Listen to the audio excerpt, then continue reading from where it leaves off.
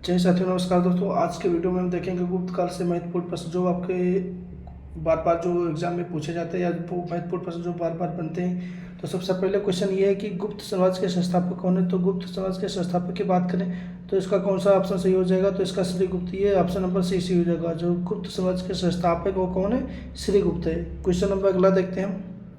Question number 2 देखते हैं। तो आपको ये बताना है कि कौन सा नगर गुप्त वंश की राजधानी थी।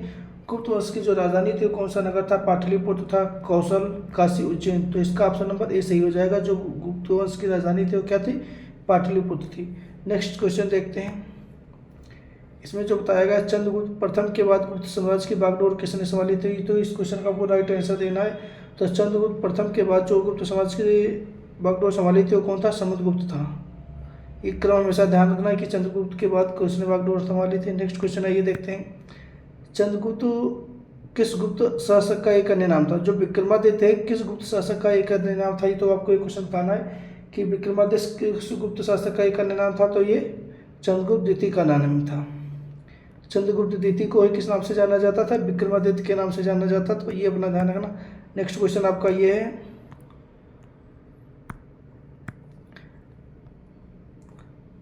प्राचीन भारतीय इतिहास के सबसे महान शासकों में से एक चंद्रगुप्त द्वितीय की पुत्री का नाम तो क्या था। तो जो जो गुप्त वंश के शासक से चंद्रगुप्त द्वितीय वो जो महान शासक था उसके पुत्री का नाम बताना है। तो उसकी पुत्री का नाम क्या था, प्रभावती था। प्रभावती गुप्त था, उसकी पुत्री का नाम था। नेक्स्ट क्वेश्चन देखते हैं। ये आपका बहुत इंपॉर्टेंट क्वेश्चन है, पूछा गया अजंता में कुल कितनी गुफाएं। ये क्वेश्चन आपको ध्यान रखना। तो कितनी, 29 हैं, 16 हैं, 22 हैं। कौन सा ऑप्शन सही हो जाएगा, ये पहला सही हो जाएगा।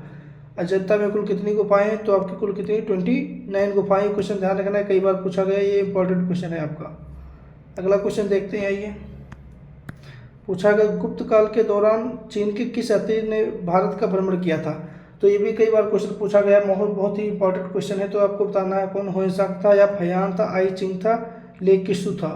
तो इसमें कौन सा ऑप्शन सही हो जाएगा, फयान था। ये भी इंपॉर्टेंट क्वेश्चन है, कई बार एग्जाम में पूछा गया, तो इसको ध्यान रखना। गुप्त काल के दौरान चीन के किस यात्री ने भारत का भ्रमण किया था। तो ये फयान था। नेक्स्ट क्वेश्चन है, ये देखते हैं जल्दी से।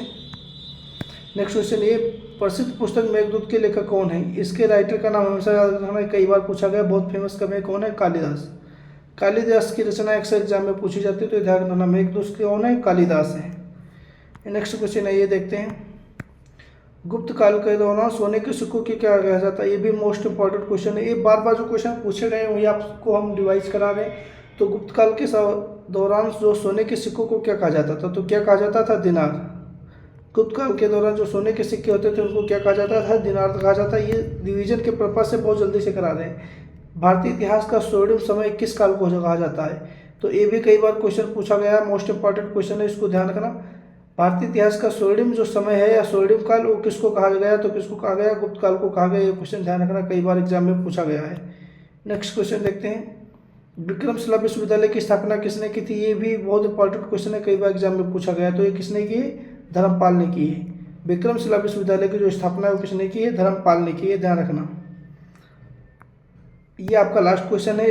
फिर अगले नेक्स्ट वीडियो में कोई अच्छे से क्वेश्चन लेके आएंगे, ढेर सारे क्वेश्चन लेके आएंगे, कराएंगे। तो इस वीडियो में इतना, नेक्स्ट वीडियो में फिर मिलेंगे कोई अच्छी सी जानकारी के लिए। तब तक के लिए नमस्कार दोस्तों, जय हिंद, जय भारत।